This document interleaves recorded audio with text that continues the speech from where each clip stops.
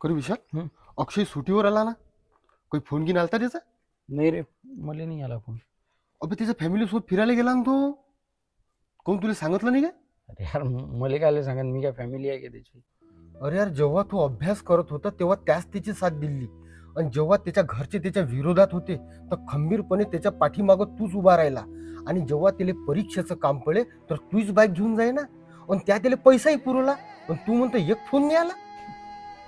कसं आहे माहिती आहे पंकजदा, आपल्या प्रत्येकाच्या घरात ना एक सायकल किंवा गाडी भंगारमध्ये पडलेली असेल.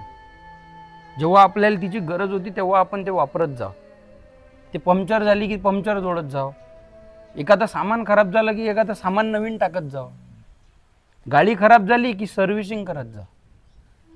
ज्या दिवशी तिची गरज संपली त्या दिवशी आपण तिला भंगारात टाकून देतो. माणसाचंही तसंच आहे. गरज संपली की माणूस माणसाला भंगारात टाकून देतो. दुनिया आहे असंच असते. देवा कसा फासयो तुझा.